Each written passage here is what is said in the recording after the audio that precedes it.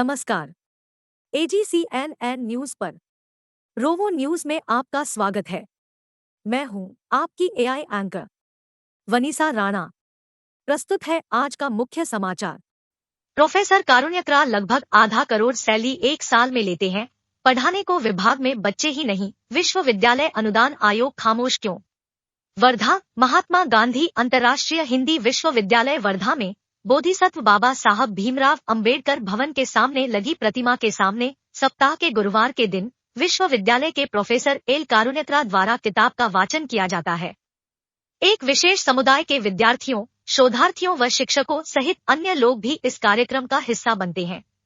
ऐसे में सवाल यह उठता है कि ये कार्यक्रम विश्वविद्यालय के किसी भवन या क्लासरूम में आयोजित क्यों नहीं किया जाता। उक्त कार्यक्रम में प्रोफेसर कारुण्यकरा खुद सूट पहनकर लोगों के सामने खड़े हो जाते हैं और लोग जमीन में उनके सामने बैठकर कार्यक्रम का हिस्सा बनते हैं, जबकि विश्वविद्यालय प्रशासन अंबेडकर स्टडी सर्कल को किसी भवन या क्लासरूम में इस कार्यक्रम को करने के लिए सूचित कर चुका है।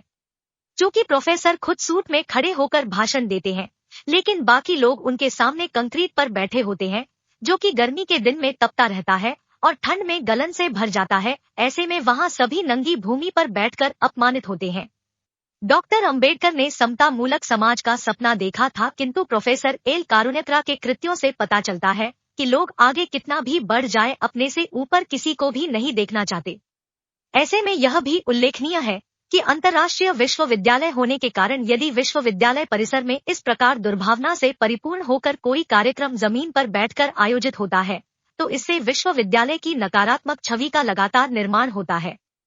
ध्यातव्य है कि प्रोफेसर एल कारुण्यकरा के विश्वविद्यालय विरोधी कार्यों से इसी प्रकार की छवि निर्मित हो रही है। विश्वविद्यालय में अंतर्राष्ट्रीय छात्र भी अध्ययन करते हैं। ऐसे में कार्यक्रम के समय वहां से गुजरने वाले विद्यार्थी व शोधार्थी ठहर कर देखते हैं और उस संबंध में तरह तरह की बातें करते हैं।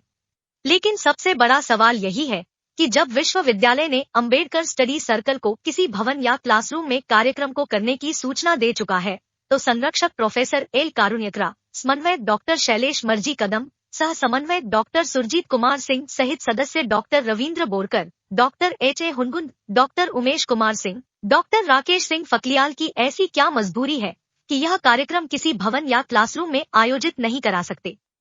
या फिर देश के एकमात्र अंतर्राष्ट्रीय विश्वविद्यालय की नकारात्मक छवि निर्माण करना इस संगठन का काम है, जबकि ये सभी शिक्षक पाठ्यक्रम द्वारा निर्धारित अपनी कक्षाएं कभी नहीं लेते और न ही इनके यहाँ विद्यार्थी ही है, जबकि इनमें अकेले प्रोफेसर एल कारुण्यकरा की सैलरी महीने में 3 लाख से ऊपर है।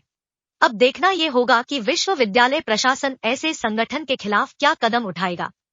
आज के लिए बस इतना ही। मुझे दीजिए इजाजत। नमस्कार।